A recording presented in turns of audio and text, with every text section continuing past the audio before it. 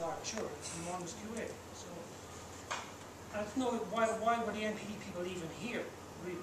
Because good NPD people are quite creative, and creative people are free spirits. And you're trying to, hey, no, you can't use anyone, you've got to approve them first. What they realised, and we hadn't really realised, was because on the QADEX system there's over 10,000 suppliers already on there, approved to supply other people. What the NPD people realised, so if we're looking for a new supplier, rather than go and find someone completely cold, they said we can go onto the QADEX system search and say, all right, here's 10 suppliers of potato starch who are already supplying other customers and put a lot of information into the system. If we can use those, we'll be able to speed up the whole supplier approval process. But if we're looking for a potato starch supplier and you're not one of the 10 or 15 already on the system, it's going to take us a bit longer. So you're kind of helping them channel to suppliers who are better suppliers. But I think the other thing to think about on NPD as well is we can't stifle the creativity of NPD, that's what it's all about. But the systems give us an opportunity where they do choose somebody that perhaps isn't approved to get that information very, very quickly. So it has actually speeded up that process of being able to approve somebody very quickly for a launch and then resulting timescales, etc. So I do think it's got that advantage as well. The other thing that some people do, and you can do this manually yourself, you don't need a system like QADEX, is do a quick and dirty pre-approval. One-page document. What accreditations do you have? What certifications do you have? Give us a copy of your HACCP CCPs. You do it, start it tomorrow, and you go back. Every sample request, send out a one-page document. What certifications do you have? And please give us a copy of your HACCP CCPs.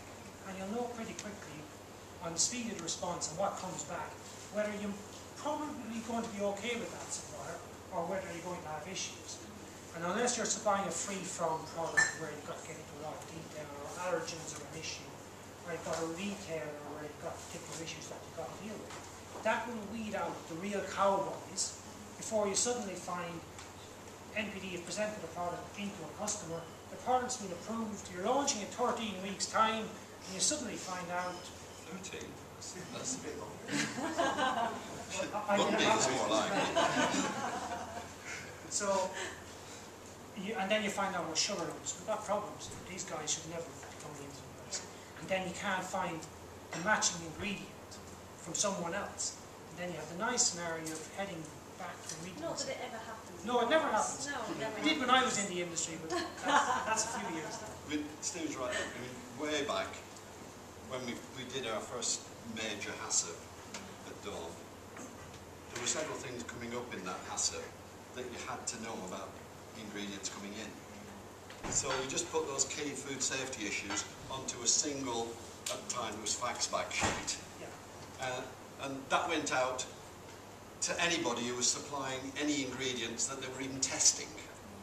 And there wasn't really any reply, oh, we haven't got time to fill it in, because there was such a limited amount of information. It was one side of one A4 sheet. Certainly, but if you make things simple, people will. I mean, you need a lot more, but just to make, you know, to weed out 95%, you can do it like that. Can we have a show of hands on who is happy with every supplier in your supply chain?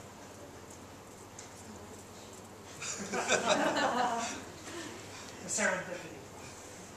So don't let developers bring in new suppliers who are going to cause you problems. You've got enough guys you want to deal with and improve already. You don't have to do fight quick and it, dirty. Every category ingredient out there, there's enough suppliers who've got BRC or IFS or ISO 22000 who can supply you with just about everything. Use those guys. You're probably starting from a decent base. I know it gets difficult in some categories where you're using very interesting ingredients where the supply chain is an interesting supply chain. Makes life interesting. Right.